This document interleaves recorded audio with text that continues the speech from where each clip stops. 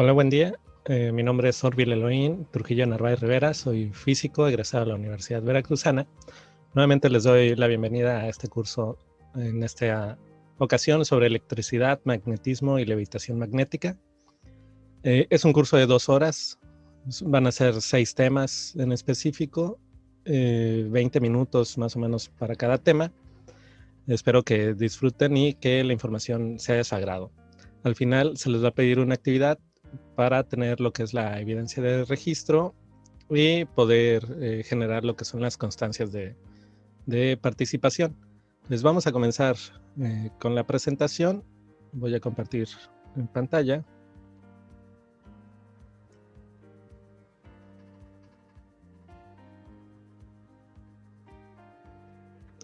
Bien, pues tenemos, les comentaba, este curso sobre electricidad, magnetismo y levitación magnética.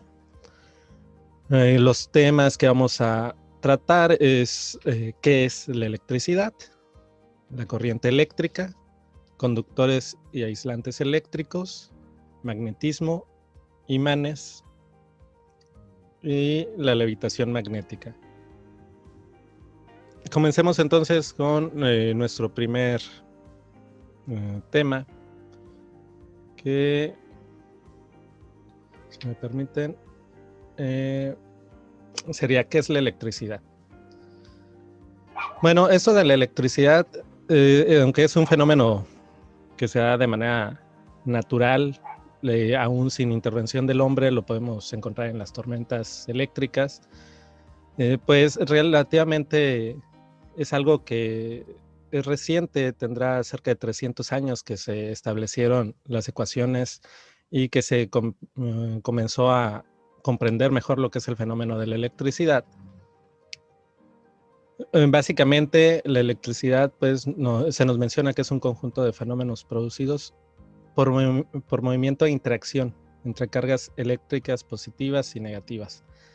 Esto es importante de recalcar porque recordemos que es hasta principios del siglo XIX, es decir, alrededor de 1804, que las personas, los científicos de la época todavía tenían dudas acerca de si la materia estaba constituida por un fluido, es decir, por una sustancia como tal, o por partículas pequeñas, es decir, los átomos.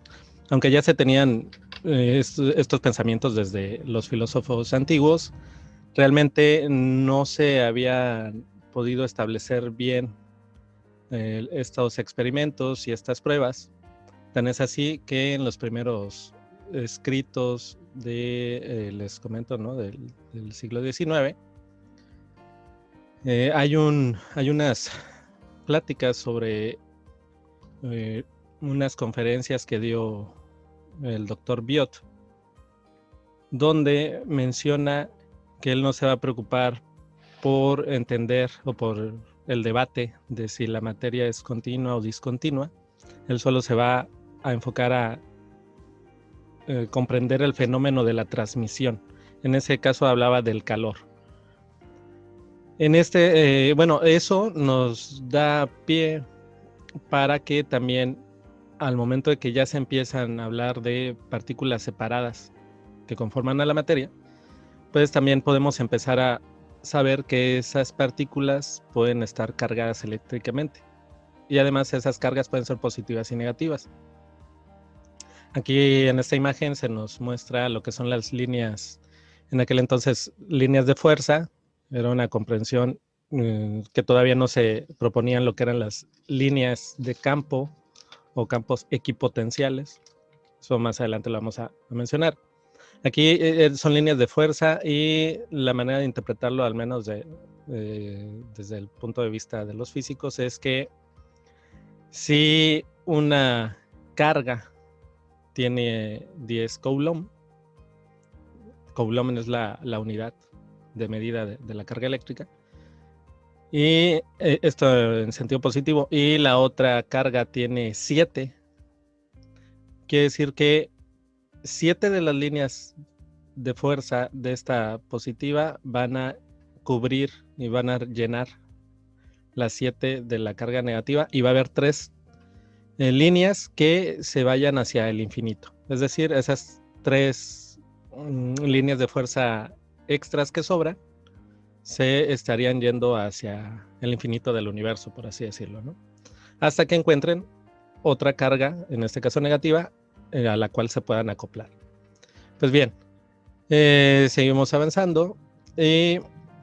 La palabra electricidad, aquí vienen sus orígenes, nos menciona que es una mezcla acerca de electrum, que esa palabra electrum viene del griego electrón, que significa ámbar.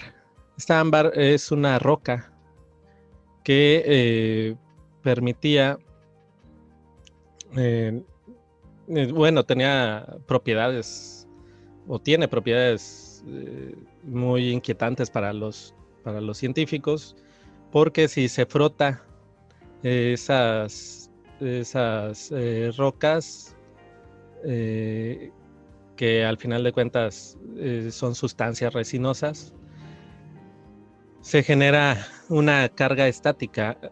Si recuerdan, los televisores que eran de cinescopio, al momento que se apagaba la televisión, si estábamos en un clima caluroso y seco, las partículas de polvo se le pegaban a lo que era la pantalla, y si uno acercaba la mano, sonaban chispitas, sonaban tronidos, ¿no? Eso era la fuerza de la energía electrostática que rompía lo que eran los enlaces del aire, y por eso se tenían esos chasquidos. Es decir, generamos a nivel micro, pues posibles rayos, por así decirlo, ¿no? Que es básicamente lo que sucede en las tormentas eléctricas. Entonces aquí, pues el científico francés Charles-François de Cizernay-Dufay es quien identifica la existencia de estos 2 tipos de cargas eléctricas. Aquí lo interesante también es que el sentido de positivo y negativo fue, digamos, de manera arbitraria. No hay algo en específico como tal que a nosotros podamos definir que algo en las cargas eléctricas sea negativo o positivo. Es a partir de que este científico lo define, de que las cargas que se generan en el vidrio van a ser las positivas, y que las cargas que se generan en las sustancias tipo ámbar van a ser negativas. Es que a partir de ahí se hace la discriminación hacia los fenómenos como tal. Pero propiamente él en su momento pues simplemente pudo haberle puesto cualquier otro nombre, pudo haber dicho derecha, izquierda o algo para hacer la diferenciación, pero pues bueno, él se fue por esto de positivo y negativo. Bien, les decía que básicamente estos fenómenos los encontramos pues desde que tenemos atmósfera aquí en la Tierra. Sin embargo, como tal, la comprensión, les digo, es algo reciente. Y pues aquí nos menciona que estas cargas eléctricas se pueden manifestar en 4 aspectos. Es en el caso físico, en el caso luminoso, el caso mecánico y el caso térmico. En el caso físico tiene que ver con que cuando a uno le da una descarga eléctrica, si recuerdan, los altos voltajes tienden a empujar a las personas. Es decir, hay un aspecto de que también si por donde pasa la energía eléctrica deja un caminito. Hay algunos casos de personas que han sobrevivido estando cerca de los rayos, y pues tienen sus marcas en la piel acerca de por donde pasa esas líneas eléctricas. Luego está el sentido luminoso. Aquí pues básicamente en altos voltajes, como es el caso de la imagen con este rayo, podemos darnos cuenta de el camino que recorre esta electricidad ahí a través de la atmósfera. En el caso mecánico tiene que ver con el movimiento, tiene que ver con todo esto de que la electricidad, si recuerdan, en los cables de alta tensión, cuando se llegan a cortar, empiezan a oscilar de manera aleatoria, más que nada porque la alta electricidad trata de neutralizarse y empieza a buscar algún lugar para poderse establecer. Y bueno, por último está el caso térmico, que esto es muy importante, sobre todo cuando estamos haciendo instalaciones eléctricas a nivel hogar. Se nos piden cables de cierto calibre, y esos calibres tienen que ver porque existen algunos fenómenos en la electricidad, como el efecto Joule, en el que se sabe que cuando hay un paso de corriente por un conductor, ese conductor también eleva la temperatura. Entonces, si nosotros no ponemos un aislante suficientemente resistente en cuanto a lo térmico, lo que va a pasar es que se va a derretir ese aislante, ¿no? Esa protección, y podemos provocar un incendio. Entonces, pues es importante que entendamos que esto de la electricidad como tal, pues se manifiesta en 4 aspectos. Y bien, para concluir esta parte de la electricidad, se nos menciona que es abstracto, es decir, que es invisible. Nosotros podemos apreciar la manifestación, pero debido al cambio que produce fuera de. Aquí menciona lo que es el sistema nervioso, pero otro ejemplo pudiera ser el procesamiento de datos en las computadoras. En el aspecto de la energía eléctrica o la carga eléctrica, los procesadores lo que interpretan es si hay electrón o no hay electrón, es decir, si hay corriente o no hay corriente.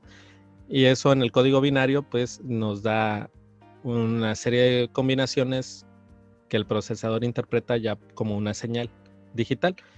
Es decir, nuestras computadoras, nuestros dispositivos, lo que están haciendo es interpretar estas señales eléctricas para convertirlo en algo que nosotros podamos visualizar. Bien, aquí pues hace alusión a esto de los rayos. Les comentaba que al final de lo que es la sesión se les va a compartir una actividad para que ustedes la resuelvan y se les pueda hacer lo que es la evaluación del curso. Se tiene contemplado activar una página, un grupo en la plataforma Edmodo. Edmodo es una plataforma de educación muy similar en el aspecto a Facebook. Es decir, tiene muro, tiene para comentarios y todo esto, ¿no? Es muy similar a Facebook, es gratuito. La dirección del grupo se los haré llegar al correo electrónico que me comparta COSIT. Y ahí también se les van a asignar algunos cuestionarios que hay que resolver. Son cuestionarios cortos de unas 5 preguntas por cada tema, es decir, estamos hablando de alrededor de 30 preguntas que hay que resolver durante este curso de 2 horas. Pero al final se les va a pedir igual un videoforo en una plataforma que se llama Flipgrid. En ese videoforo ustedes van a tener 5 minutos para grabarse y que puedan dar algunos ejemplos o alguna explicación sobre cada uno de los aspectos que se revisen aquí en esta plática, en este curso. Entonces, de momento, para el caso de la electricidad sería todo, y pues seguimos con lo que es la corriente eléctrica.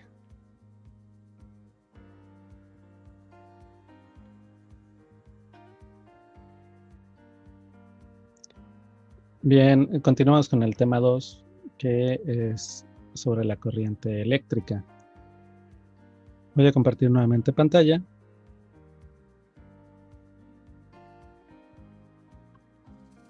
Bueno, dentro de la corriente eléctrica, después de haber revisado a qué se refería a la electricidad, pues vamos a tener que se le llama así al transporte de carga eléctrica. Aquí en este diagrama podemos apreciar lo que es un conductor, un cable, y vemos cómo los electrones van en un sentido, ya sea de más a menos, de menos a más.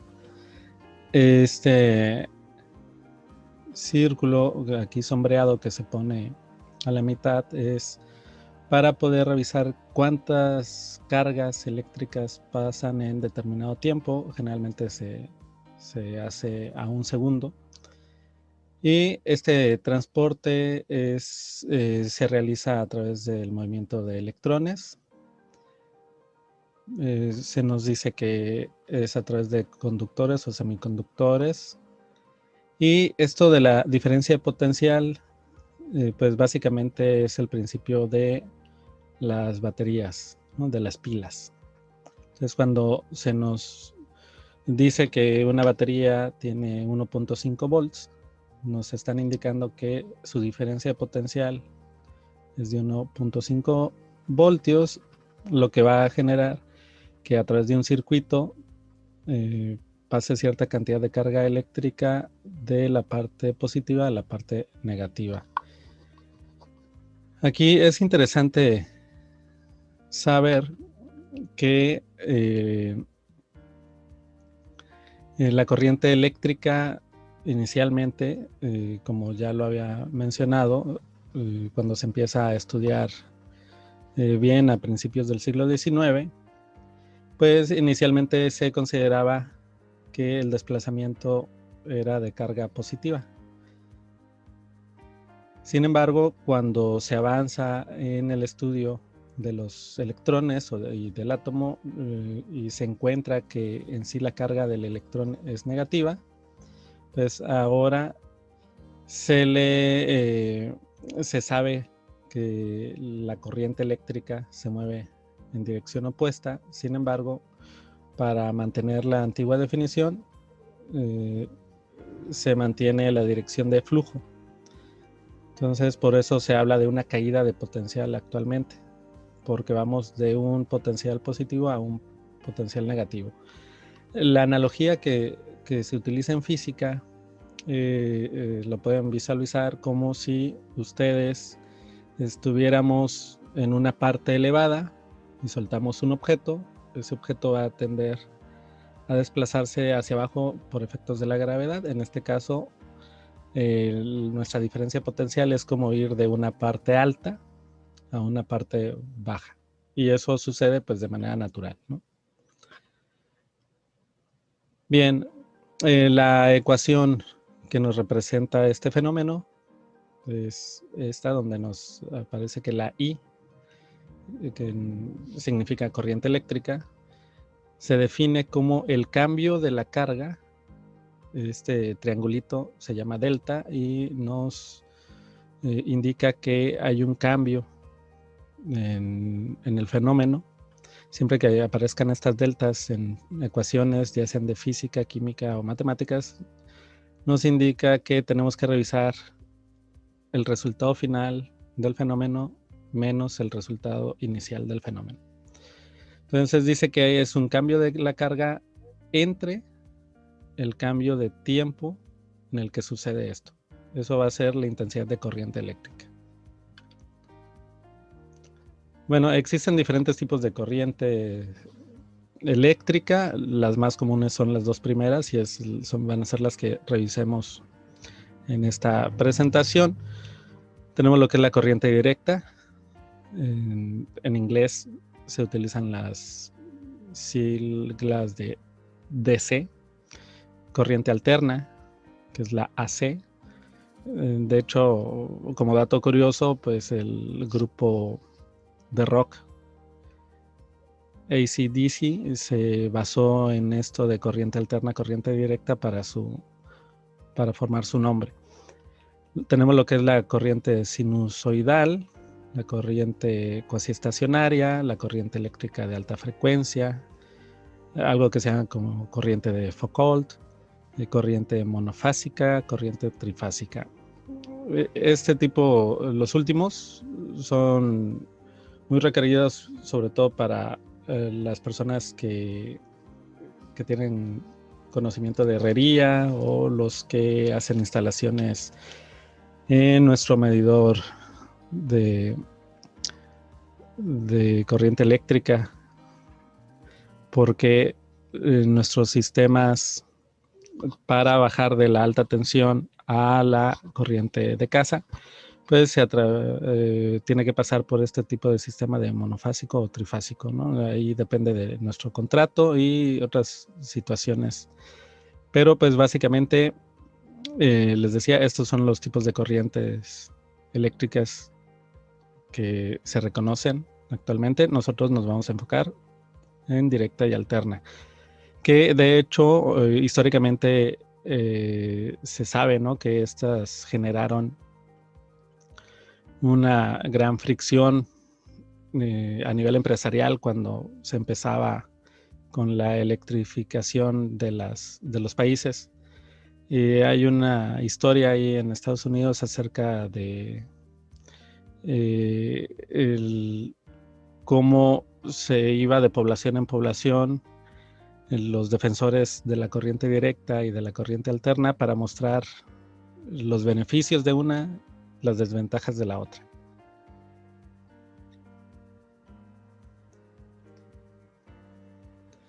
Pues bueno, ¿qué diferencias hay entre una y otra? Aquí en este esquema les presento cuáles vendrían a ser esas diferencias, que curiosamente nuestro sistema de red eléctrica utiliza las dos. Es decir, en lo que son las centrales generadoras de electricidad, a través de los cables de alta tensión, se manda la corriente en forma alterna. La corriente alterna básicamente es un ida y vuelta, es a través de ciclos, lo que permite ir haciendo un golpeteo, por así visualizarlo, un golpeteo de electrones. Entonces poco a poco va incrementando la cantidad de corriente a la que puede trasladar. No hay tanta pérdida en cuanto a su intensidad, a diferencia de la corriente directa, que como solo va en un sentido, pierde mucha potencia en el desplazamiento por la propia fricción de los conductores o semiconductores que tengamos, ¿no? Entonces, en el caso de la corriente alterna, dice que el valor del voltaje y el sentido de la dirección se van alternando en un periodo determinado. Esto de la corriente alterna es lo que utilizamos también en los automóviles. Nosotros en los automóviles tenemos lo que es la batería. Esa batería es prácticamente una pila, ¿no?, solo que es de 12 volts. Y esa batería da una corriente directa inicial, pero ya para permanecer activo el automóvil lo hace a través del alternador, y ese alternador lo que ocasiona es que el desgaste de la batería o la carga eléctrica de la batería no se utilice, ya todo el sistema queda funcionando a través del alternador. En el caso de la corriente directa, el sentido de traslado se mantiene constante en el tiempo. Es decir, si lo lleváramos a un sentido de analogía en cuanto a la mecánica tal cual, la corriente alterna sería un empuje y retroceso, empuje, retroceso. En el caso de la corriente directa es simplemente estar empujando algún objeto, ¿no? Luego la corriente alterna dice que permite transportar grandes cantidades de energía, que es lo que les mencionaba acerca de que nosotros, cuando se produce la energía eléctrica en las centrales, en sí se envía por los cables de alta tensión a través de corriente alterna, Y esto permite que pueda trasladarse a grandes distancias de forma eficiente, es decir, no se pierde por cuestiones térmicas, es decir, no genera tanto calor este tipo de envío de corriente alterna. ¿Por qué digo lo del calor? Porque se sabe que el calor es una forma de energía disipativa, es decir, que lo que se pierde o se invierte en calor ya no se puede recuperar de manera natural. El ser humano ha aprovechado esas formas de calor pues para cocinar y poder utilizar un poco eso, pero a nivel de eficiencia de máquinas, cuando una máquina se calienta mucho, parte de su trabajo lo está invirtiendo en generar ese calor, pero uno ya no lo puede recuperar. Bien, y dice que se logra a través de los transformadores, que básicamente es lo que tenemos, ¿no? En cada cuadra de nuestras colonias, pues tenemos estos transformadores que en época de huracán o cuando se da la época de calor se saturan y generalmente se seca la sustancia que tienen ahí, entonces es como si a una batería se secara también el elemento químico, entonces hay que reemplazarlo, hay que cambiar cuchillas y cosas así, ¿no? Creo que todos hemos tenido experiencias con esto de que se le tenga que dar mantenimiento a los transformadores. Bien, en el caso de la corriente directa nos dice que no es posible transportar tanta energía porque pues por esto de la fricción eleva mucho la generación de calor y en este caso pues no se pueden utilizar transformadores. Les decía que nuestros hogares tienen una mezcla o funcionan a través de una mezcla de las dos porque desde las centrales se envía por corriente alterna, pero los hogares utilizan corriente directa. Es decir, los televisores, hornos de microondas y todos estos aparatos en sí funcionan por corriente directa. Si se dan cuenta, los voltajes son menores, nuestro amperaje, ¿no? es menor, pero eso también reduce pues, la posibilidad de que tengamos algún daño nosotros mismos. Si trabajáramos directamente con esto de la corriente alterna, los voltajes serían muy altos y estaríamos pues en riesgo de estar electrocutados básicamente. Después nos menciona que la corriente alterna oscila entre 50 y 60 ciclos. Esto de los 50 y 60 ciclos básicamente se considera o así se ha tasado lo que es la frecuencia de las ondas electromagnéticas. Y bueno, quien haya tenido oportunidad de trabajar o si tienen todavía monitores de los que tenían todavía el cinescopio, ahí en las computadoras, una forma de configurar la pantalla preguntaba si queríamos que se refrescara en frecuencia de 50 o 60 Hz. Es decir, los Hz vendrían a ser los ciclos por segundo. Y esto, si nosotros modificábamos, básicamente también se cambiaba un poco el color de la pantalla, porque tenía que ver con el tipo de corriente a la que nosotros teníamos acceso en nuestros hogares. Aquí en el continente americano se acostumbra el 60 ciclos, entonces pues un 60 Hz es lo correcto para nuestros monitores. En Europa se utiliza otro tipo de sistema, generalmente son trifásicos, pero bueno. Acá en cuanto a la corriente directa, pues nos dice que la frecuencia es 0 porque prácticamente no hay un ciclo de ida y vuelta, simplemente se avienta, ¿no? en una sola dirección, por lo tanto pues no se genera un ciclo como tal.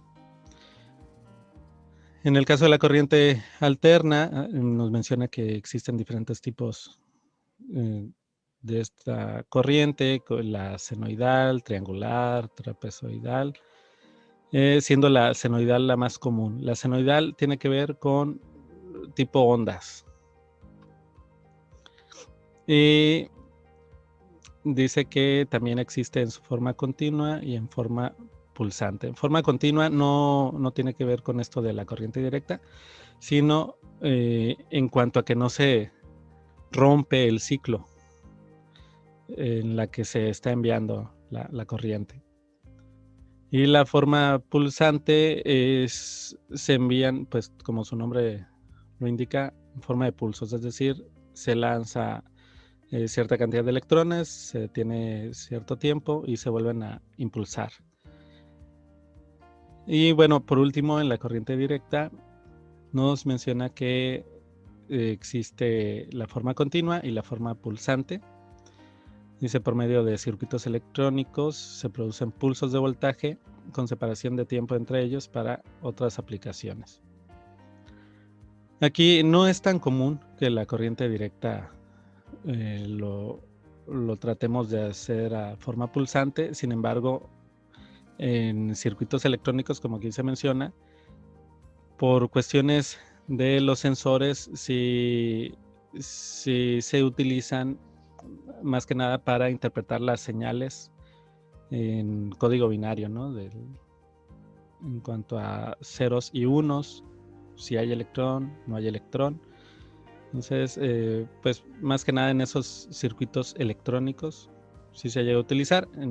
Tal cual en un circuito eléctrico no tendría mucho sentido utilizar la forma pulsante. Pues bien, en cuanto a corriente eléctrica, recapitulando, pues básicamente es el desplazamiento de las cargas. Tenemos diferentes formas de que esas cargas se trasladen, siendo las más comunes la directa y la alterna. Y pues aquí las diferencias y ventajas, desventajas que podemos apreciar entre ellas. Bien, pasamos a lo que es el tema 3. Y pues continuamos.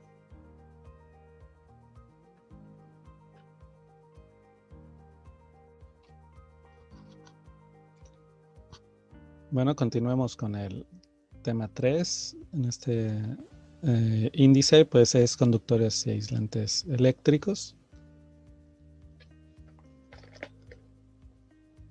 Aquí, bien, ya hablamos acerca de lo que es la electricidad y la corriente eléctrica.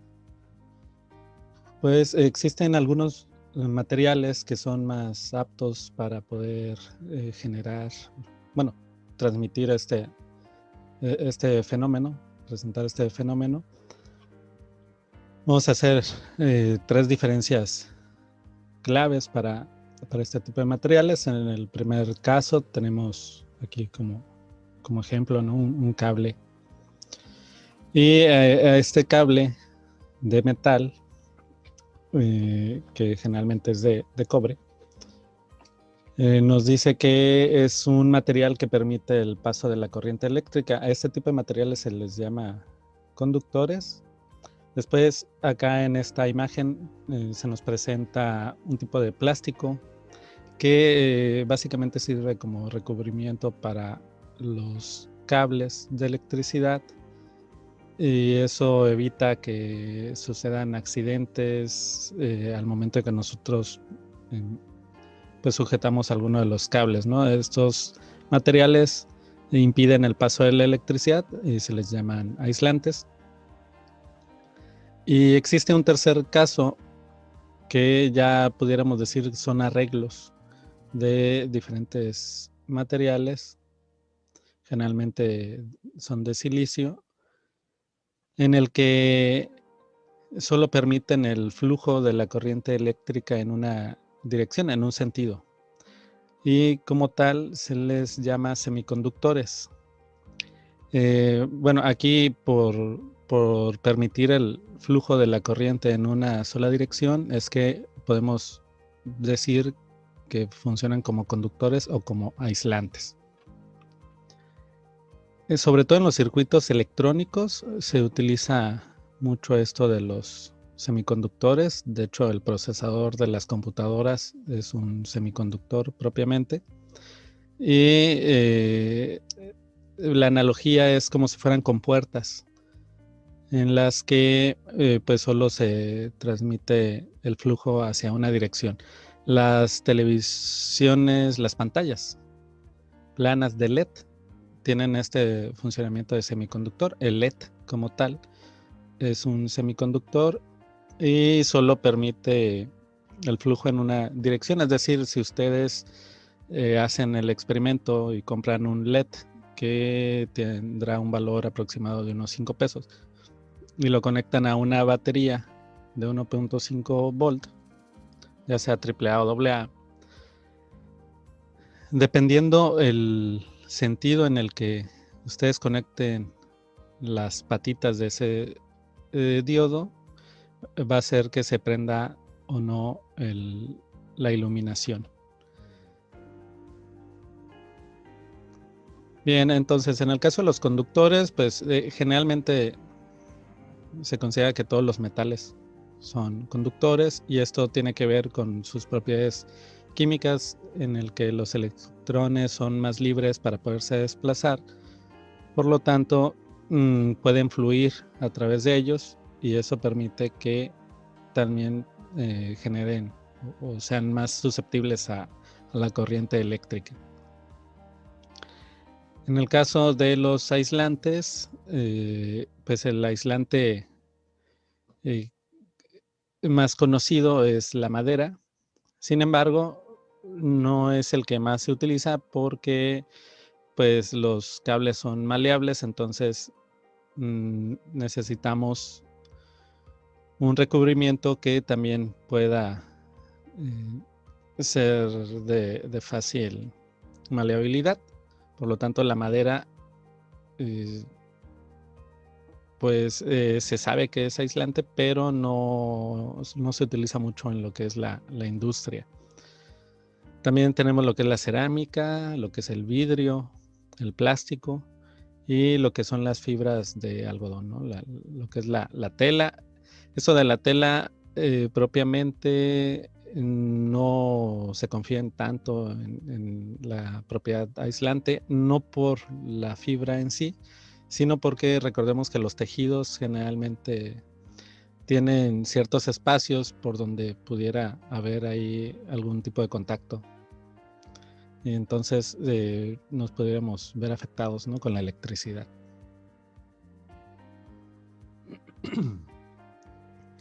Bien, en el caso de los conductores, les mencionaba que son más que nada ya un tipo de arreglo, ¿no?, unos dispositivos. Aquí estos 4 que aparecen acá son los tipo LED, donde les comentaba, ¿no?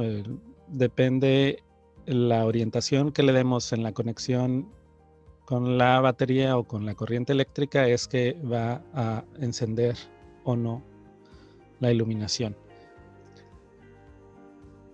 Tenemos otros diodos que si buscan alguna imagen o si han visto ya ustedes una tarjeta madre de laptop o de computadora, pues básicamente todos estos arreglos los encuentran ahí en las tarjetas madres. Al ser semiconductores y al ser o al funcionar tipo compuertas, permite que los circuitos electrónicos sean más fácil de programar, porque dependiendo la compuerta que se abra, es por donde va a fluir la electricidad y es lo que se va a poder interpretar como una señal. Bien, esto de aquí sería un capacitor, resistencias. Bueno, pues son diferentes arreglos aquí. Bueno, dentro de las características podemos ver en esta tabla que para los conductores, pues ya decíamos que son materiales que permiten el movimiento de las cargas. Dentro de las funciones, tal cual es conducir la electricidad de un punto a otro. Y los materiales que se sabe son más eficientes para ello, si se dan cuenta aquí, la mayoría son metales, ¿no? Oro, plata, cobre, hierro, mercurio, plomo, etcétera. En cuanto a los aislantes, ya dijimos que son materiales que impiden el paso de las cargas y la función es proteger básicamente del contacto entre las personas y las corrientes eléctricas. Bueno, en el caso de los materiales comunes sería la goma, la cerámica, el plástico, PVC, madera. Les decía, en cuanto a los cables, pues es muy común el recubrimiento plástico, dependiendo de la cantidad de corriente eléctrica que va a fluir por ese cable, es que también el grosor del plástico va a ser mayor o menor. En el caso de los semiconductores, pues son arreglos que permiten o impiden el paso de la energía eléctrica. Dentro de la función es conducir la electricidad, pero aquí sí se especifican las condiciones y el sentido. Por eso les comentaba de que en los arreglos electrónicos son muy comunes este tipo de dispositivos para poder interpretar una señal. Y en el caso de los materiales que suelen utilizarse está el silicio, el germanio, el azufre, entre otros. Generalmente estos no son materiales puros, son aleaciones, también para reducir un tanto los costos. Pero pues, bueno, en cuanto a conductores, aislantes y semiconductores, sería todo. Pasamos a la cuarta lección, al cuarto apartado, que es sobre el magnetismo.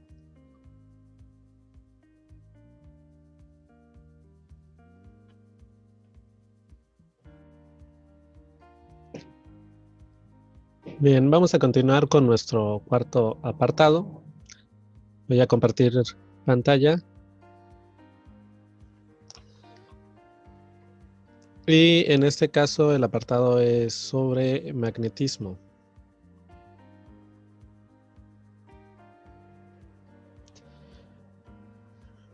Bien, esto del magnetismo es algo muy atractivo, muy interesante.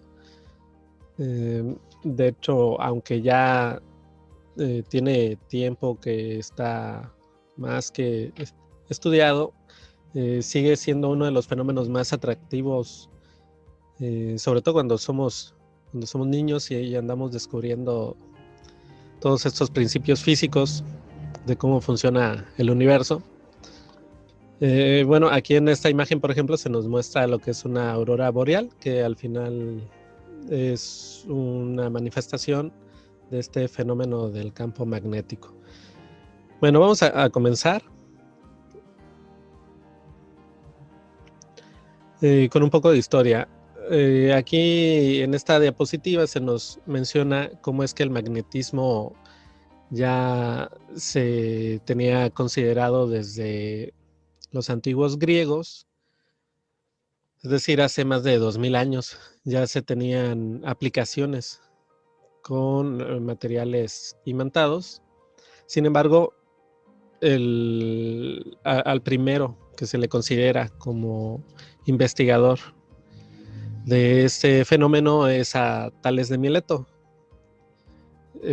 Si recordamos, Tales de Mileto fue muy prolijo y también en cuestiones de matemáticas destacó mucho. Tiene su teorema de Tales, que es con el que se calculan alturas de objetos a través de el método de las sombras.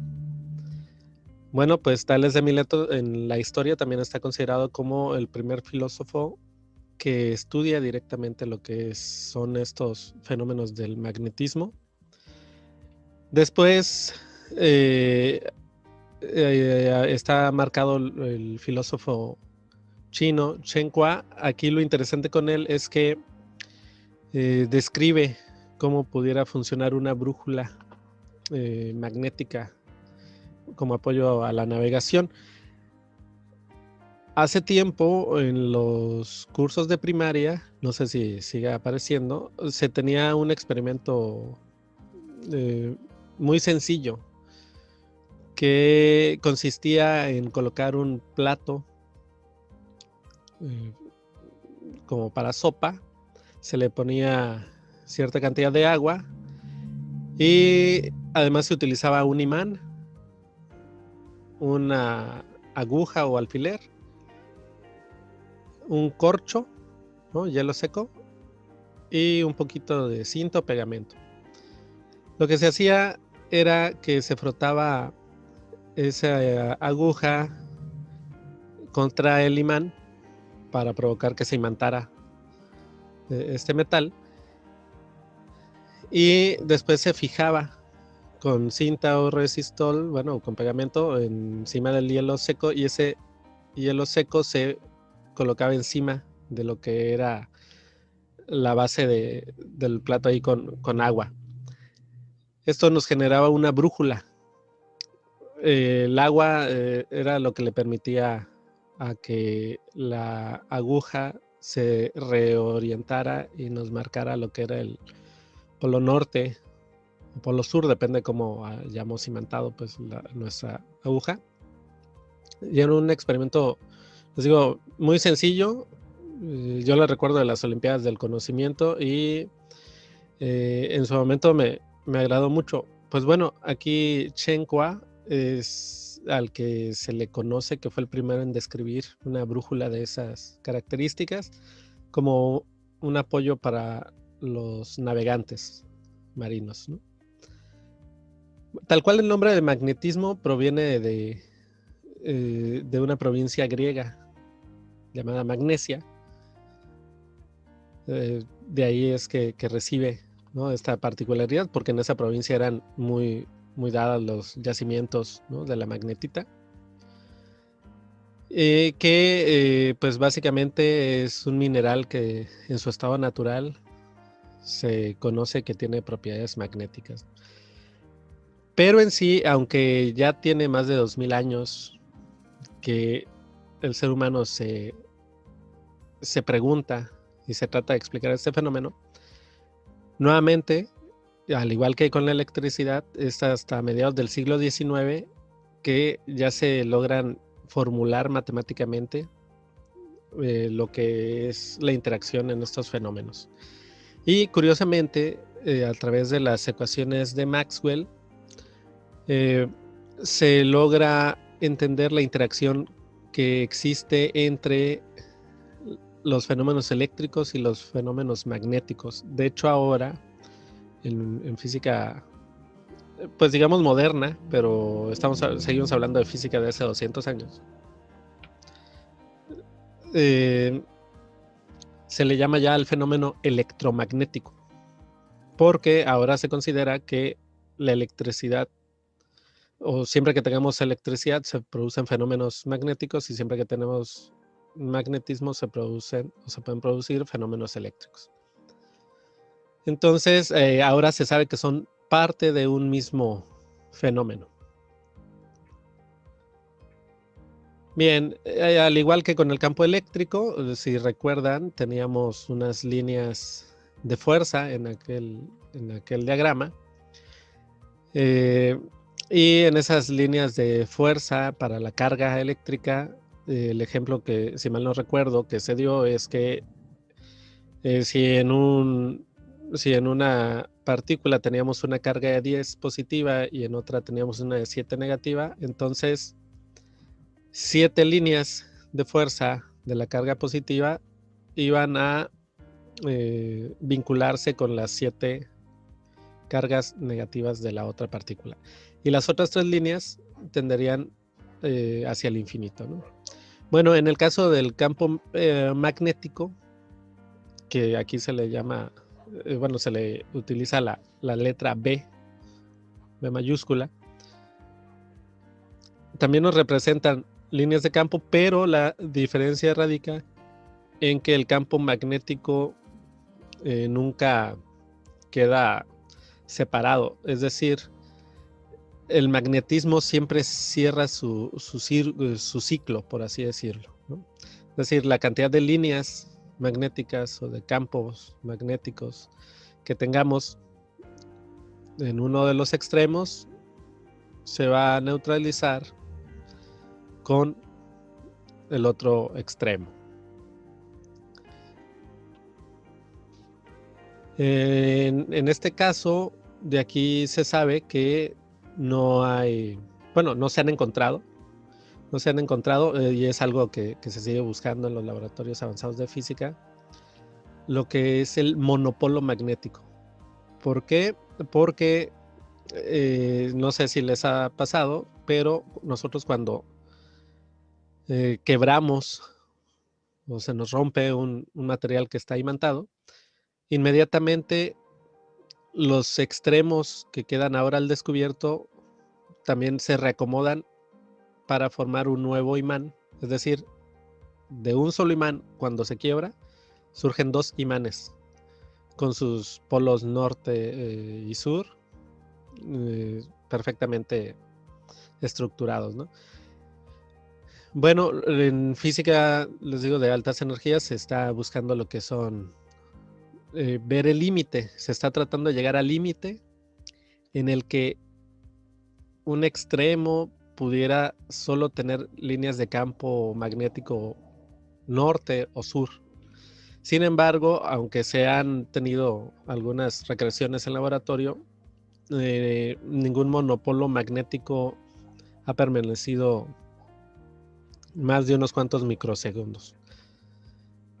Es decir, inmediatamente trata de neutralizarse y pues se reconfiguran los electrones, los átomos, para volverse a formar como un imán completo. Bien, aquí aquí se nos indica, ¿no?, cómo el comportamiento de los materiales, ¿no?, de los imanes se puede explicar simplemente con la mecánica cuántica. Es decir, este fenómeno del magnetismo, aunque ya se tenían aplicaciones desde hace 2000 años, realmente hasta que surge esta física de principios del siglo XX, es que se puede empezar a comprender qué es lo que sucede en el interior de los materiales para poder producir campos magnéticos. Y básicamente nos dice que la propiedad es el spin del electrón. El electrón tiene diferentes formas de comportamiento. En el caso del spin tiene que ver con el giro, con la rotación. Entonces, lo que nos estaría indicando es que las líneas de campo surgen debido a los giros que tiene el electrón. Bueno, aquí, como en la imagen del principio, aquí esta pues es una ilustración para mostrar cómo las auroras boreales, que nosotros podemos identificar aquí por los costados, surgen debido a que las partículas cargadas que vienen, ¿no?, el plasma que viene del Sol, al chocar con esta barrera de la magnetosfera que tiene el planeta Tierra, pues tratan de rodearlo, y eso es lo que genera estos colores tan atractivos, ¿no?, sobre todo en los extremos del planeta. Pero pues bueno, esto, les digo, es un fenómeno que se entiende y se explica a través de estas líneas de campo.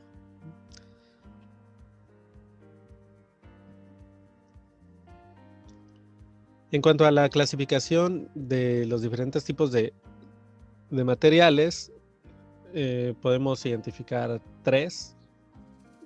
Hay algunos subcampos, subgrupos, pero estos tres son los más generales. Y en el primer caso tenemos los materiales ferromagnéticos, que es básicamente los imanes, ¿no? Los imanes de neodimio, que están considerados como los más potentes actualmente.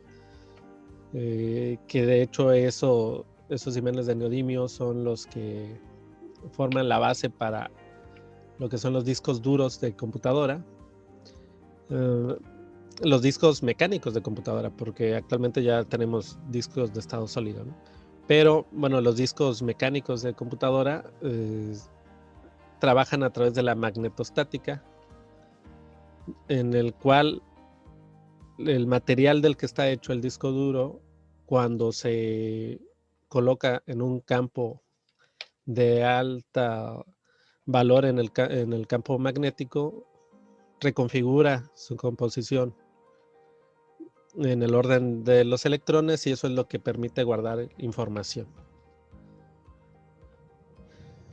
Bien, estos materiales dice que pueden ser magnetizados permanentemente, es decir, sería el típico imán de bocina con el que nos encontramos ahí para poder reconvertir lo que es una señal eléctrica a un movimiento. Y también se nos dice que después de cierta temperatura, a la que se le llama temperatura de Curie, se convierten en materiales paramagnéticos. Es decir, si ustedes calentaran los imanes, perderían sus propiedades ferromagnéticas, se convertirían en paramagnéticos, pero se tiene que llegar a una temperatura que depende de cada material. Algunos de los metales, de las sustancias que más se utilizan para este tipo de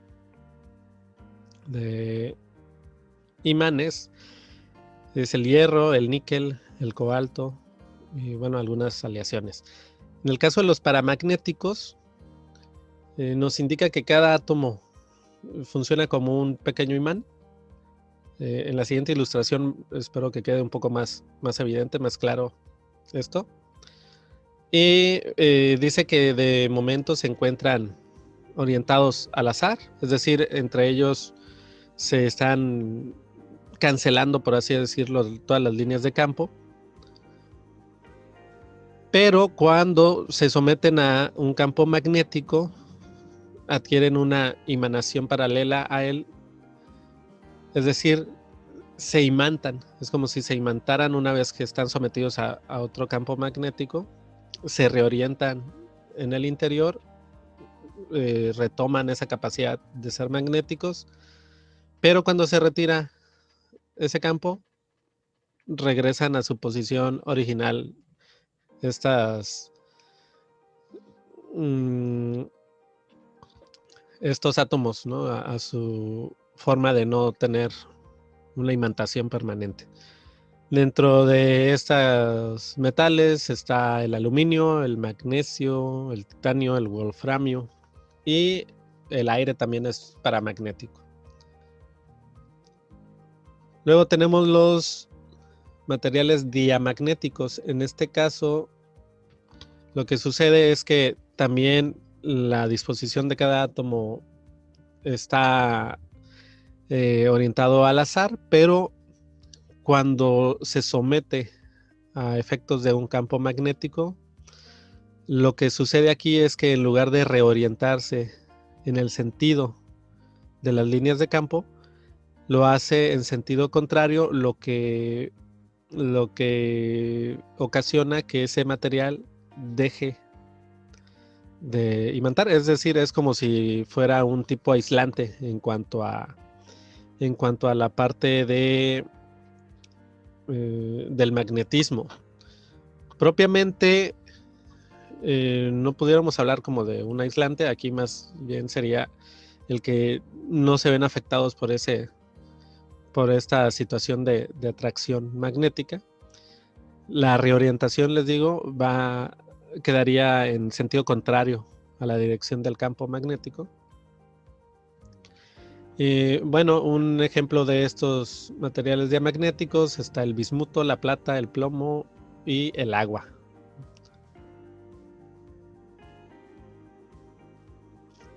Bueno, aquí esta es el diagrama, la imagen que les mencionaba en cuanto a cómo pudiéramos entender el interior de cada material, ¿no? En el caso, por ejemplo, de los materiales diamagnéticos, vamos a situarnos en que se encuentran orientados de esta manera, por así decirlo, ¿no? Es decir, todos en un desorden, algo caótico.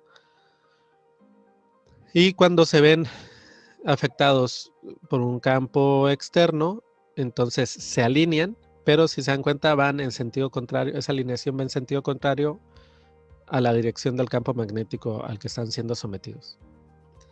En el caso de los materiales paramagnéticos también están desordenados, ¿no? En el interior, la estructura atómica, pero cuando se someten a un campo externo,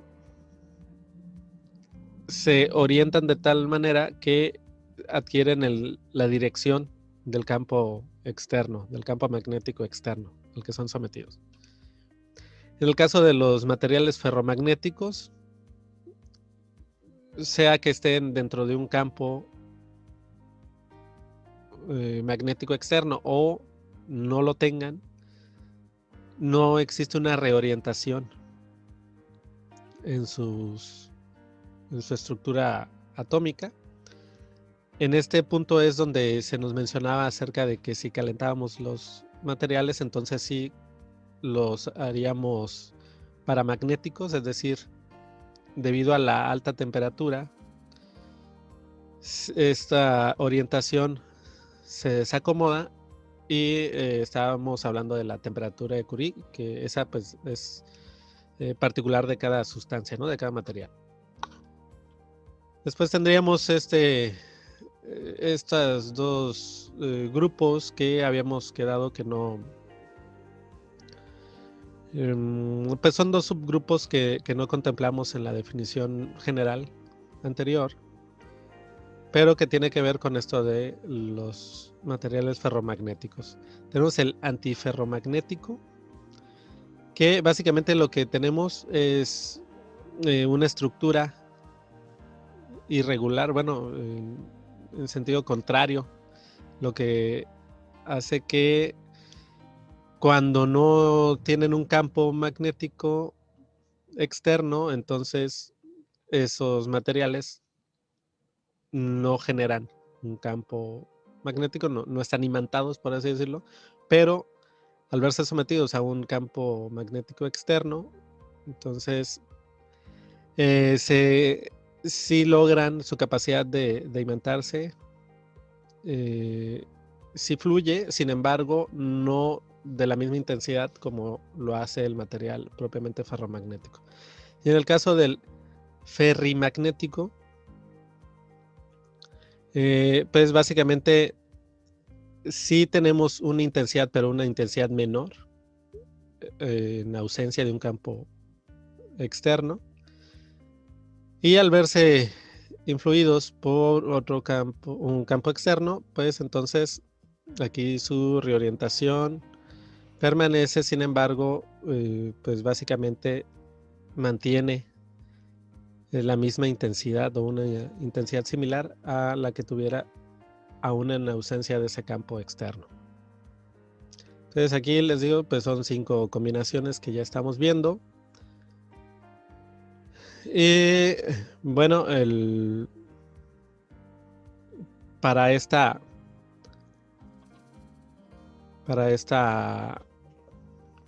apartado, para este cuarto tema, básicamente sería el contenido que estaremos revisando. Les comento, sería interesante que para su trabajo final, alguno de ustedes, si tiene los materiales en casa, pudiera intentar replicar este experimento que les mencionaba acerca de hacer una brújula. Les repito el material, necesitan un alfiler o una aguja, un imán, no importa si es de los de bocina o si es de los imanes para pegar en el refrigerador, ¿no? De estas laminillas delgadas. Unicel o algún pedacito de madera, algo para que flote, flote y gire libremente arriba del agua, ¿no? Ese alfiler. Agua y pues un plato o un vaso para que pueda servir, les digo, como soporte para esos giros. Y propiamente la manera de hacerlo va a ser que ustedes van a frotar de preferencia en un solo sentido, es decir, estaríamos utilizando, digamos, básicamente una sola dirección para lo que es provocar la fricción y que poco a poco se vayan reorientando los átomos en el interior del metal. Eso va a permitir que se imante por cierto tiempo y pues que cuando se sitúe ahí flotando sobre el agua, se trate de reorientar, ya sea, les digo, hacia el polo norte o al polo sur. Eso ya ustedes verán con qué polo lo habían frotado. Pero independientemente de hacia dónde apunte lo que es la punta del alfiler o de la aguja, sí estaríamos sobre la misma línea para el polo norte y para el polo sur. Es decir, ustedes ya tendrían que ubicarse ahí pues de una manera visual, más o menos como para poder darse cuenta cómo quedó imantado, ¿no? esa aguja. Pues bien, pasamos a la siguiente lección, al siguiente tema, que en este caso, como ya vieron, es los imanes. Entonces, regreso aquí al menú principal. Y pues ahorita continuamos con esto.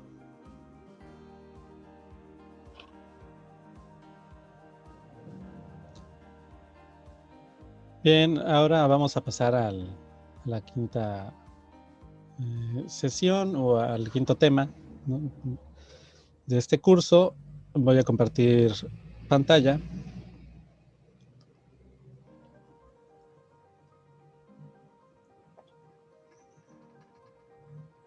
Y en este caso nos toca hablar acerca de lo que son los imanes.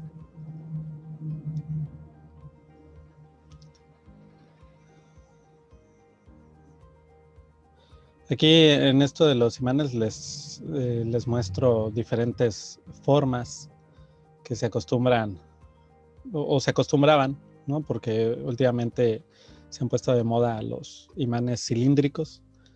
De hecho, ya por internet uno se encuentra imanes muy potentes a relativamente bajo costo.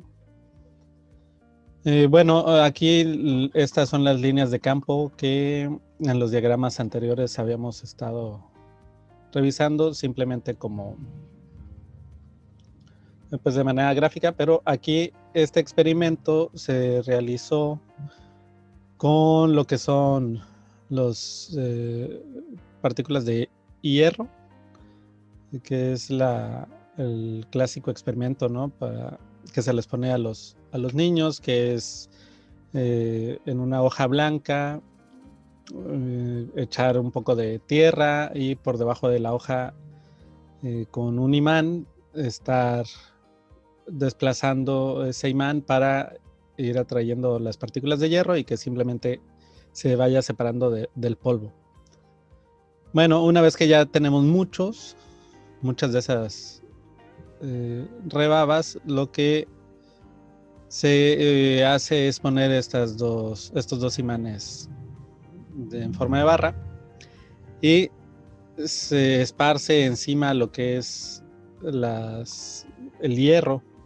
Es decir, uno no es quien le da la forma, de manera natural adquieren estas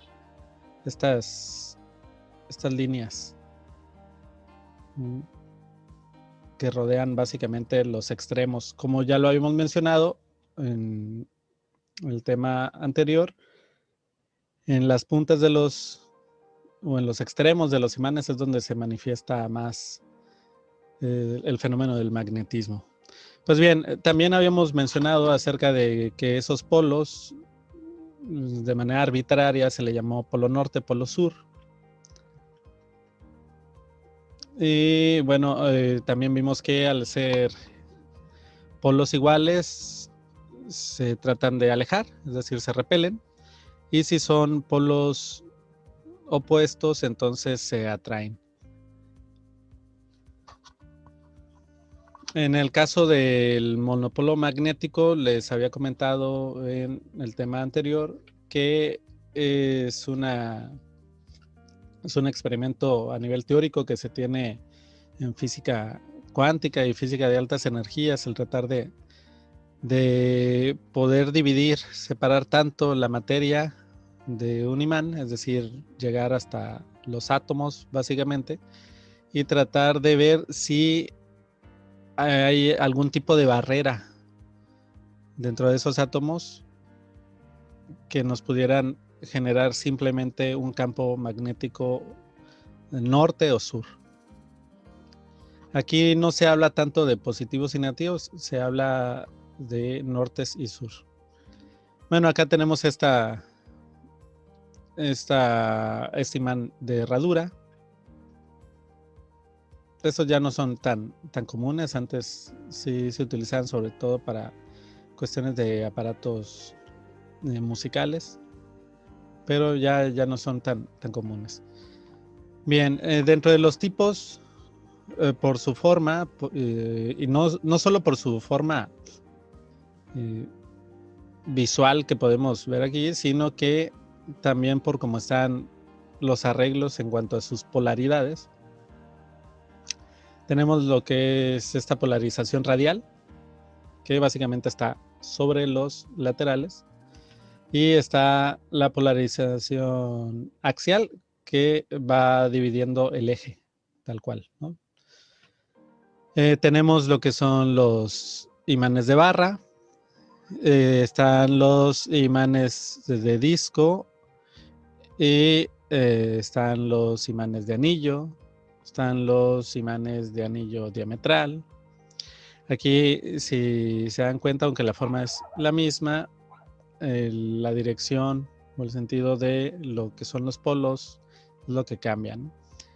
Están los anillos cilíndricos, que esto les decía, últimamente se han puesto muy de moda y los podemos encontrar a buen precio por internet.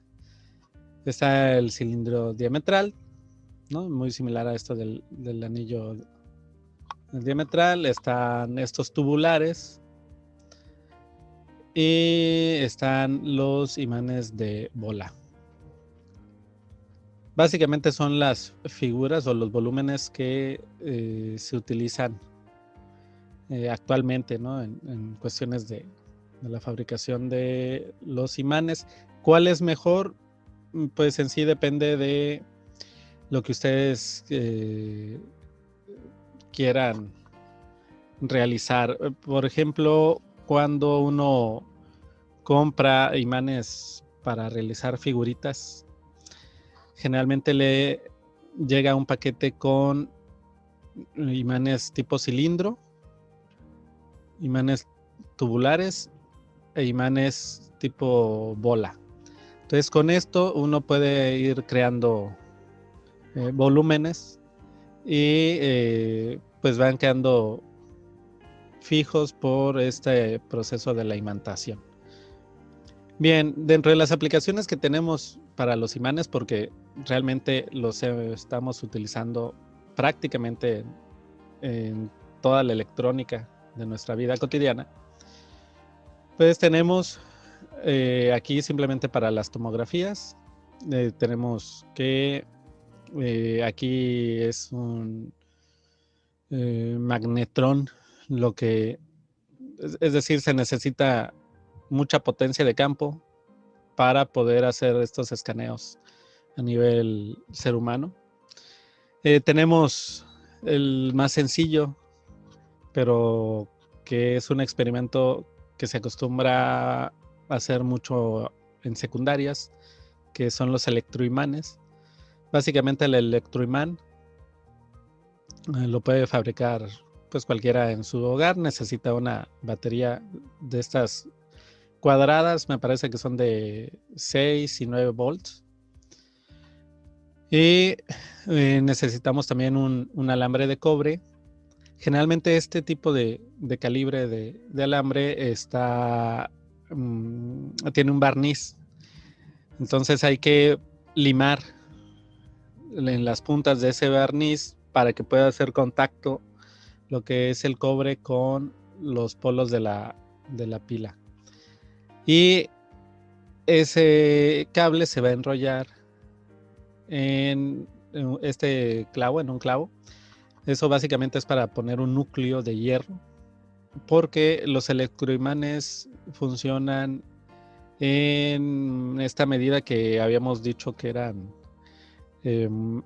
materiales paramagnéticos, los que no tienen una imantación, pero al verse sometidos a un alto campo, entonces reestructuran sus átomos y empiezan a tener magnetismo.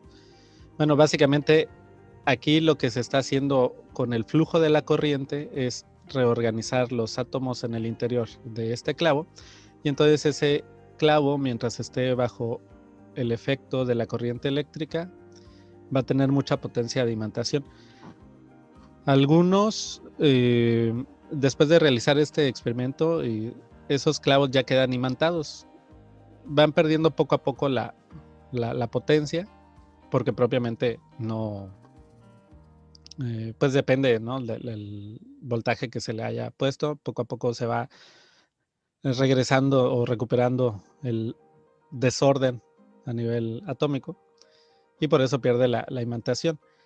Aquí en el caso de esta imagen, que no pude conseguirla de mejor calidad, es un proyecto acerca de el gobierno o los gobiernos de Europa, donde mencionan la cantidad de imanes y la cantidad de material que ellos están utilizando y que esperan utilizar para el año 2030. Aquí, si nos damos cuenta, dice que para una turbina de 6 megawatts de potencia se necesitan 3.5 toneladas de imanes. Es decir, que las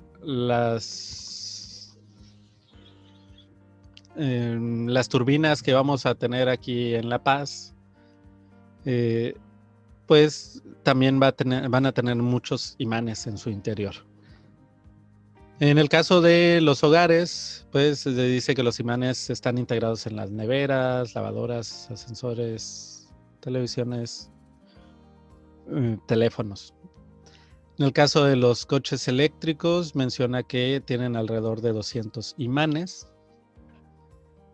Bueno, luego nos habla acerca de los motores y generadores. En la siguiente diapositiva vamos a revisar más a fondo cómo se crea o cuáles son las composiciones, qué elementos llevan los generadores eléctricos. Y bueno, esto de aquí viene siendo algo similar al disco duro que les mencionaba acerca de las computadoras. Entonces, dice que en el 2017 se esperaba tener 1 billón de unidades de discos duros para computadora vendidas. Estamos hablando de 1 billón también de imanes de neodimio que se vendieron o se estimaban vender en el 2017. Bien, por último, aquí lo que tenemos pues son estas imágenes en cuanto a los generadores de energía. El principio de los generadores de energía es básicamente el mismo, independientemente del tipo de energía que se vaya a procesar. Esto de aquí viene a ser nuestro rotor y nuestro generador de energía. Generalmente en los extremos traen ciertas poleas, que en este caso vendrían a ser las turbinas, esta parte. Y lo único que cambia es la forma en que se va a hacer girar este eje, ya sea por la acción del viento, para eso se tienen estas hélices, esas aspas, y eso va a hacer que el eje gire. Entonces aquí en este núcleo donde están estos imanes y estas bobinas de cobre, este núcleo va a empezar a girar y al ir girando en contrasentido se va a provocar una corriente eléctrica, es decir, se va a generar un desplazamiento de electrones que se van a ir trasladando hacia lo que es ya aquí este rotor, que es donde saldrían básicamente a las líneas de alto voltaje o a los acumuladores. Pero les comentaba, ¿no? ¿Cómo se va a girar ese eje? Es básicamente lo único que cambia. Si acaso el otro dispositivo para energías que es muy diferente son las placas solares. Esa es más que nada por la desintegración, ¿no? por la excitación atómica a través del sol. Pero en el caso de lo que es la hidroeléctrica, la termoeléctrica, estas eólicas, las marítimas, todas tienen que ver con hacer girar este eje de estos rotores. Esta es una fotografía ya de un rotor, digamos, en una central.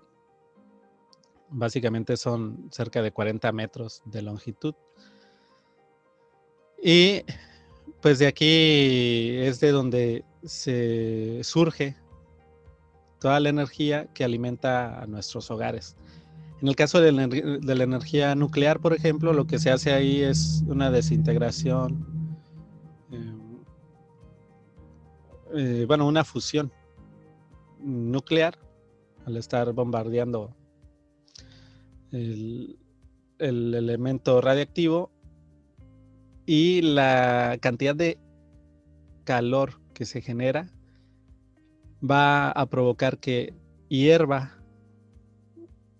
agua, y esa agua se expulsa en forma de vapor, y ese vapor va a ser lo que al momento de pasar aquí por la turbina va a provocar que gire el eje. Es decir, la energía nuclear al final también tiene que ver con poderla convertir en energía eléctrica a través de este sistema de bobinas de hilo de cobre con imanes. Un principio similar son los alternadores y los generadores eléctricos. A nivel escala, quien tenga un carrito eléctrico de control remoto, o si ha visto los motorcitos de impresoras, básicamente el motor eléctrico es el mismo principio o es el mismo aparato que el generador eléctrico. En el caso, la diferencia radica en que al motor eléctrico uno le pone energía eléctrica para que se pueda mover. Y en el caso del generador eléctrico, uno le provoca movimiento para que genere energía eléctrica. Pero el aparato es básicamente, o el principio es básicamente el mismo. Son estos imanes y estas bobinas que, les digo, al estar girando, provocan un contrasentido de electrones que poco a poco se van desplazando hacia los cables ya de alta tensión. Pues bien, hasta aquí hemos concluido lo que es el quinto tema. Vamos por el último tema, que es la levitación magnética. Entonces vamos a regresar ya a nuestro índice y nos vamos a recordar un poco que ya vimos la electricidad, la corriente eléctrica, los conductores aislantes, el magnetismo, los imanes. Entonces terminamos con la levitación magnética para ya dejar la actividad final para poder evaluar este curso.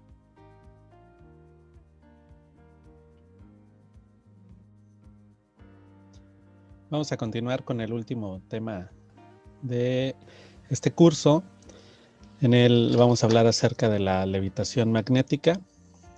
Y bueno, voy a presentar la pantalla para comenzar.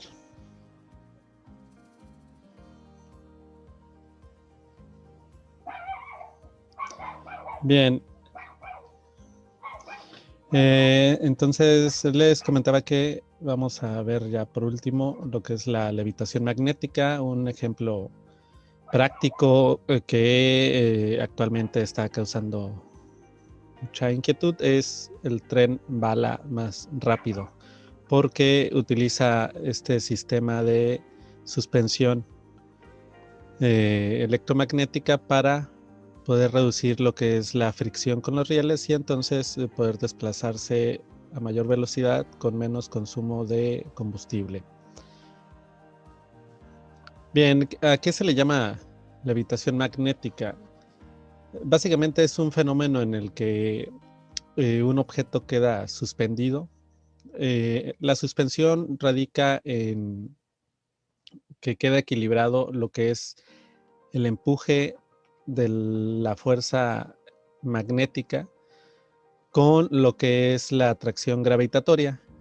Eso nos da la sensación de que está flotando, aunque realmente pues es un equilibrio de fuerzas, ¿no? La gravitatoria que trata de bajar al objeto y la de repulsión en el caso de la magnética hacia arriba. A esto se le conoce como efecto Meissner y pues es más común en lo que son los superconductores. En sí, quien justifica este fenómeno es Earnshaw en 1842. Si recuerdan, les he comentado que es a mediados del siglo XIX que todo este tipo de los conceptos de electricidad y magnetismo empiezan a tomar forma en cuanto a comprenderse que es un solo fenómeno. Y en ese entonces, pues la comunidad científica estaba desarrollando sobre todo las matemáticas para poder darle comprensión y repetición a lo que son este tipo de fenómenos. Sin embargo, él mismo, en el teorema que genera, menciona que son fenómenos muy inestables, aunque se pueden encontrar puntos de equilibrio, suelen ser muy inestables.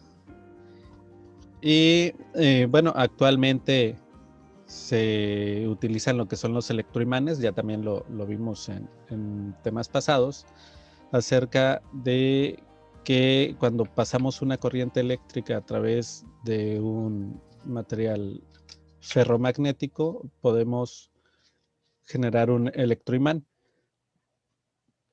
Bien, este principio es el que está utilizando, les decía, el tren bala, es decir, puede controlar, el operador puede controlar la cantidad de corriente que fluye en la base del tren para poder hacer que se eleve más o vaya disminuyendo su velocidad. Básicamente sería un freno también electromagnético, si lo queremos ver así, ¿no? Bueno, en el caso de el teorema de Earnshaw, que nos menciona acerca de que son fenómenos inestables, pues también ya vimos lo que son los materiales diamagnéticos y su comportamiento cuando pasa a través de ellos un campo magnético externo.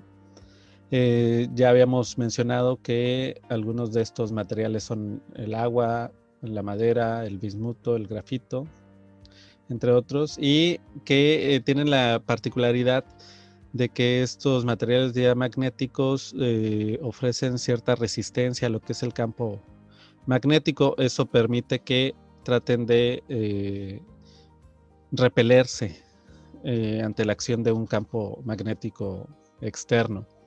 Aquí en este video corto es sobre un experimento que se realizó en Europa y en el que los científicos consiguieron hacer levitar a una rana. Es una rana, pero rana pequeña, no sufrió daños durante el experimento.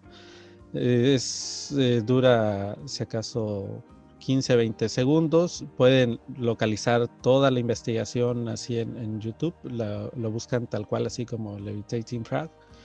Voy a dar clic. Y bueno, propiamente no tiene un audio. No, si se escucha está bien. Si no se escucha no hay problema. En sí, lo interesante de ver aquí es cómo este anfibio consigue levitar ante la acción de un campo magnético.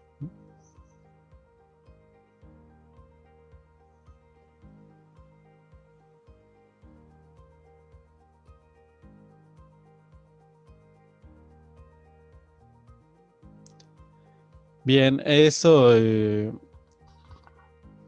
experimento fue propuesto para lo que son los premios Ig Nobel. No sé si los han escuchado, pero básicamente los premios Ig Nobel son una sátira, o pudiéramos decir que son una sátira del premio Nobel, en el que se revisan las investigaciones que se consideran más innecesarias o inverosímiles durante un año en las diferentes ciencias, y pues se proponen a los autores de esa investigación para recibir estos premios Ig Nobel. Ya tienen muchos años estos premios. Ha habido, de hecho, el año pasado, hace unos cuantos meses, se compartió a nivel internacional como fue de manera virtual. Entonces se compartió a través de las redes sociales la ceremonia, que duró cerca de 2 horas. Bien, lo que sigue y que me gustaría mostrarles es un video de cómo generar o cómo crear una levitación, un objeto que quede levitando a través de imanes. Presento este video aprovechando de que el autor fue mi sinodal en la carrera de física y en la Universidad Veracruzana. Es el doctor Manuel Achash, y él tiene su canal en YouTube. Les recomiendo que lo sigan, si lo buscan como Manuel Rodríguez Achash. Tiene muchos experimentos con materiales caseros. Algunos sí necesitan pues que uno los trabaje muy bien. Son elementos que hay que modificar un poco, pero sí resultan muy atractivos, y sobre todo, les digo, son en su mayoría materiales que podemos tener en casa. Bien, voy a revisar si aquí puedo compartir el audio el audio del sistema. Bien, voy a dar clic. Este video tarda cerca de 4 minutos y medio. Entonces estamos con buen tiempo para verlo.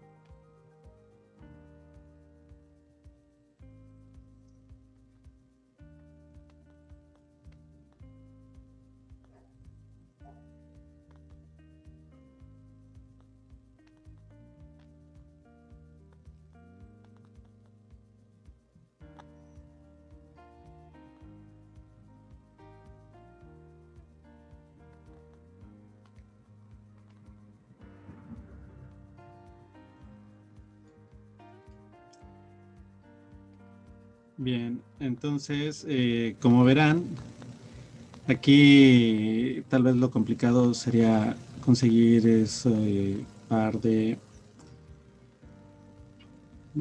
imanes de neodimio. Sin embargo, pues hay, mal no recuerdo, en las tiendas de mercería, sí consiguen paquetes en venta de este tipo de imanes. Los otros pues son de bocina y pues es un elemento interesante que pudieran tratar de replicar para su casa o simplemente para mostrárselos a los estudiantes. De igual manera ya se encuentran este tipo de dispositivos en venta a través de internet y pues bueno, es interesante y es muy atractivo el hecho de que esté suspendido aquí en el aire, ¿no? Bien, ahora sí, les comentaba que la parte de aplicaciones actuales de esta levitación magnética, además de ser algo muy vistoso y de generar dispositivos como de entretenimiento, pues se da con este proyecto del tren bala, que se espera sea el tren más rápido actualmente que está en funciones en el planeta Tierra, básicamente. El diseño, como verán, es aerodinámico. Estos son los rieles, pero tiene esta particularidad en cuanto a que no trae propiamente llantas, sino que todo funciona a través de las corrientes eléctricas, pasando por estos conductores que generan un campo magnético. El esquema frontal, como podemos visualizar, es que en estos rieles pues tenemos los diferentes polos de los imanes y en lo que corresponde al tren también tiene cierta polaridad que permite la repulsión.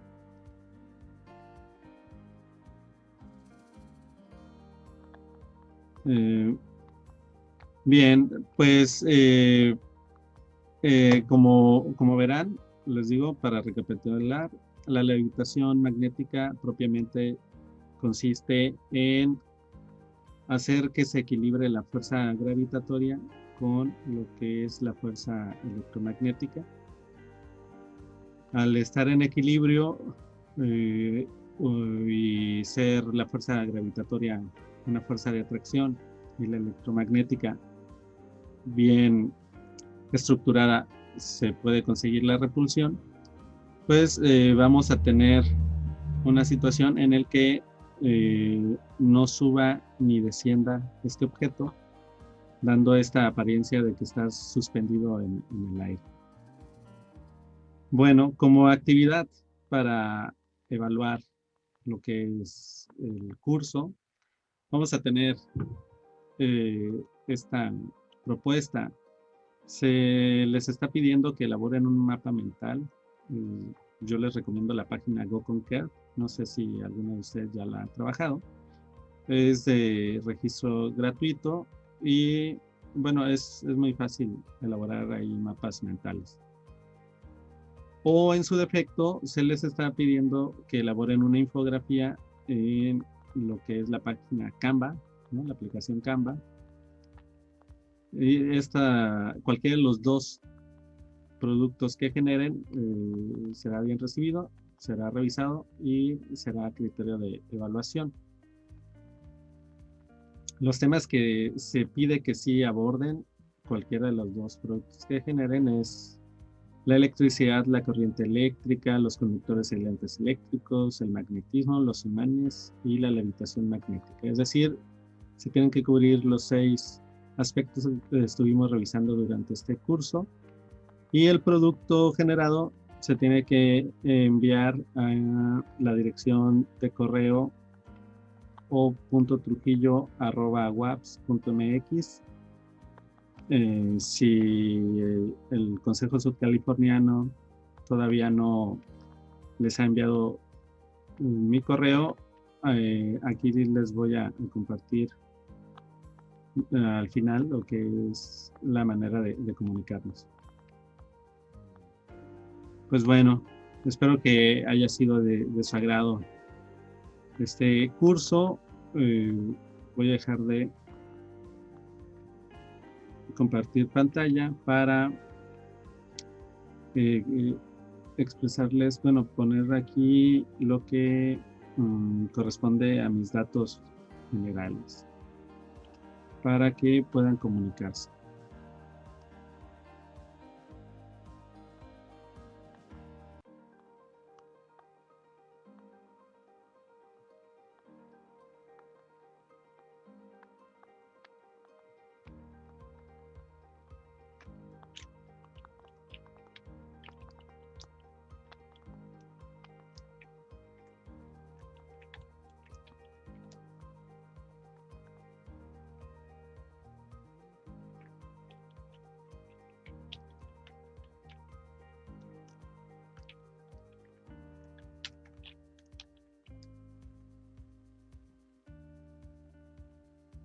Bien, comparto nuevamente la pantalla para mostrar el correo electrónico.